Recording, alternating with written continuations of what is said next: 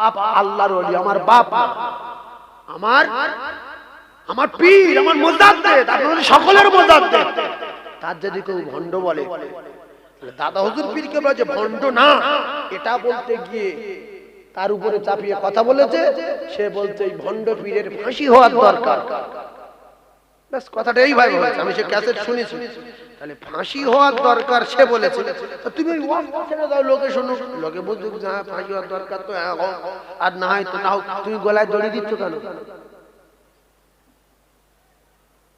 কথা বুঝতে পারছেন না? সেই জন্য মিডিয়া বাবুদের বলবো, তোমরা মিডিয়া করছো করো, ওয়াজ শুরু হবে বিদ্যুৎ গতিতে, তবে যেন কারোর ছবি না থাকে। বুঝে আসলো? বুঝতে পারছো? কোনো মেয়ে ছেলে বলে কোনো কারো ছবি ওতে দেবে না, খবরদার। দরুদ শরীফ পড়েন, ভালো করে মনে করেন। দরুদ শরীফ আল্লাহুম্মা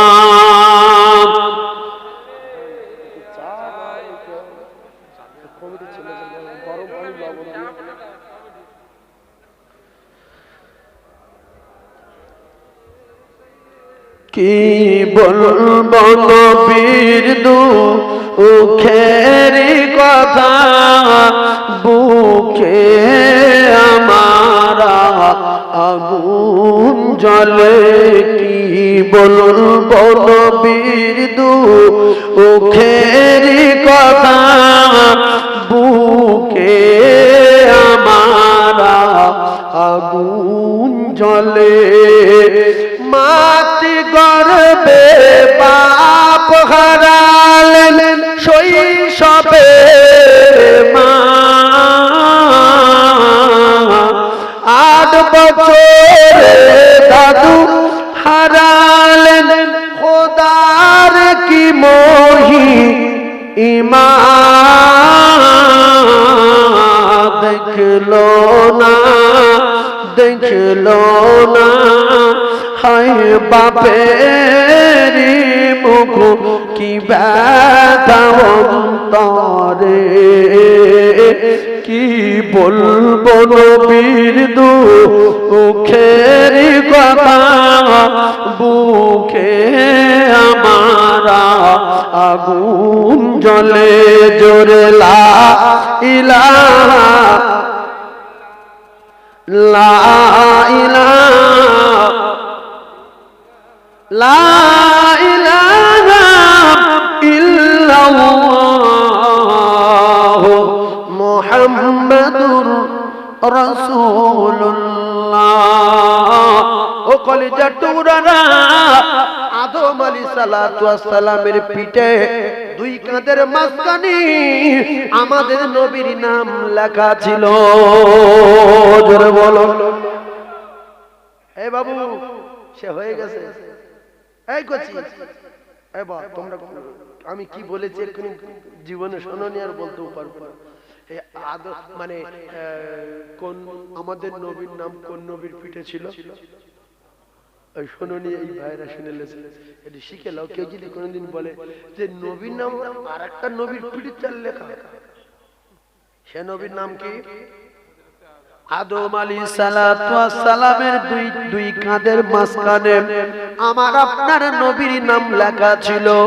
কলিজা টুকরারা, হযরতে নবী আদম আলাইহিস সালাতু ওয়াস সালামের রূহ দেওয়ার পরে হযরতে নবী আদম আলাইহিস সালাতু ওয়াস সালাম আল্লাহ পাকের আরশে আজিমের দিকে তাকিয়ে আল্লাহ নামের পাশে আবার ওই নামটা দেখতে পেয়েছিল। জোরে বলো।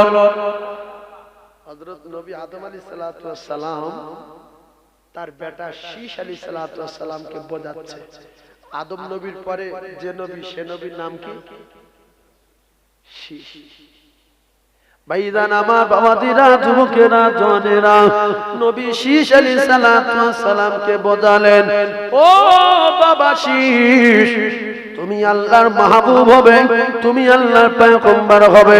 আমি নবী আদম আলাইহিস সালাতু ওয়াস সালাম তোমার আব্বা জান জানিয়ে দিলাম, একটা কথা জেনে রেখে দাও, তুমি যখন জিকির করবে, তুমি যখন আল্লাহর নামে জিকির করবে, তখন কিন্তু মুহাম্মদুর রাসূলুল্লাহ নামটা জুড়ে নেবে। কারণ এ নামের এত পাওয়ার, এ নামের এত ক্ষমতা, এ নাম আমার আল্লাহ আল্লাহর কাছে এত পিয়ারা নাম, এ নাম আমি সাত আসমানে সমস্ত জায়গায় দেখেছি এই নাম লেখা আছে। আমি জান্নাতের গাছের গায়ে দেখেছি এই নাম লেখা আছে। আমি জান্নাতের গাছের পাতায় দেখেছি এই নাম লেখা আছে। আমি জান্নাতের জানালায় দেখেছি এই নাম লেখা আছে। আমি জান্নাতের দরজায়, জান্নাতের চৌকাঠে, হুরেদের পক্ষে ও কলিজা টুকরা না ফেরেশতাদের বুরুতে, ফেরেশতাদের চোখের উপরে আল্লাহ পাকের নবী মুহাম্মদুর রাসূলুল্লাহর নাম লেখা আছে। জোরে বলো। এই নামটা যেন ভুলে যেও না। এই নাম যে ভুলে যাবে তার 12টা বেজে যাবে ভাই। আরে এ নাম ছাড়া কার কোনো লাইন নাই। আল্লাহ তো কোরআনে বলেছে যে আমার যদি বিরাট ভালোবাসতে চাও আমার দোস্তর টার্গেট নাও, আর যদি বলো ডাইরেক্ট আল্লাহ ধরবো কপালে আগুন লাগবে।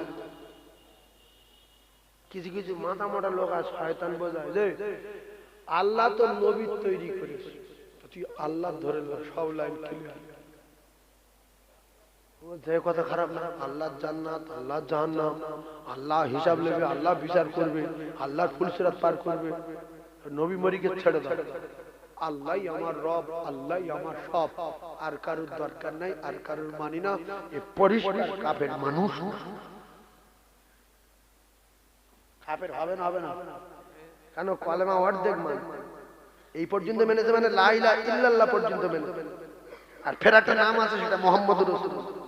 আদম নবী বলছে বাবা ওই নামটা যদি ছাড়ো 12টা বেজে যাবে, এই নাম ছাড়া যাবে না। কারণ আমার রূহ দেওয়ার পরে আমি চোখ মিলে তাকিয়ে দেখতে পাই এই নামটা আল্লাহর আরশের গায়ে লেখা। আমি আল্লাহ রাব্বুল আলামিনকে বলেছিলাম আল্লাহ কে আপনার নাম ইল্লাল্লাহ, এই পর্যন্ত আপনি এক আল্লাহ, কিন্তু এদিকে মুহাম্মাদুর রাসূলুল্লাহ আমার আল্লাহ এ নামটা কার নাম? নিশ্চয়ই আপনার পিয়ারা নাম, আপনার মহব্বতী নাম। আল্লাহ বলেন আদম ওটা আমার দোস্তের নাম। একবার জোরে বলুন সুবহানাল্লাহ।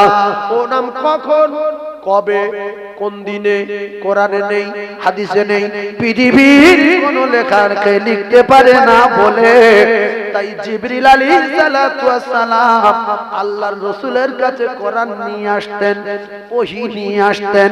ও মুসলমানেরা, তথাপি রাসূলুল্লাহকে একদিন জিজ্ঞাসা করেছিলেন ইয়া রাসূলুল্লাহ আপনার বয়সের কোনো লাইন পাওয়া যায় না, আপনি কি বলবেন আপনার বয়স কত? আমরা ফেরেশতারা খবর পাই যে আপনার বয়স কত, খবর পেয়েছে। রাসূল এমন একটা কথা বলেছিলেন আপনারা সবাই জানেন, এটা বহুদিনের ওয়াজ চলছে। কি বলেছিল গো? এই 70 পূর্ব আসমানে 70,000 বছর পরে পরে তারা ওঠে, 70,000 বছর পরে পরে ডুবে যায়। আমি জিবরাইল এই তারাটা উঠতে দেখেছি আর ডুবতে দেখেছি।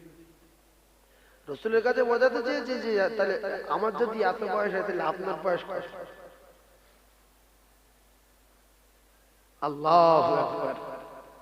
তো রাসূলুল্লাহ জিবরিল আমিন আলাইহিস সালাতু ওয়াস সালামের কাছে জিবরিল যখন জিজ্ঞাসা করলেন, রাসূলুল্লাহ এমন কথা বললেন যে তুমি ওই পর্যন্ত দেখেছো, আর তার আগে ওই তারাটা কতবার উঠেছে আর কতবার ডুবেছে জানো? বলছে না।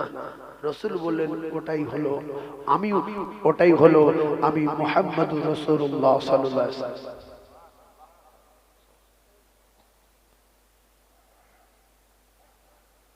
কলিজা টুকরা ভাইরা আমার, ওই তারাটা আমার জন্য তৈরি হয়েছে। আমি যদি রাসূলুল্লাহ তৈরি না হতাম, আমার আল্লাহ জানালেন আমি যদি আমার দোস্তকে তৈরি না করতাম তাহলে ওই তারকাটা তৈরি করতাম না। আমি যদি আমার দোস্তকে না তৈরি করতাম, আমি আদম আলাইহিস সালাতু ওয়াস সালামকে তৈরি করতাম না। কিন্তু কিছু মানুষ বলছে না না না, নবীকে না তৈরি করা হলে কিছুই তৈরি হতো না। এটা ঠিক কথা না।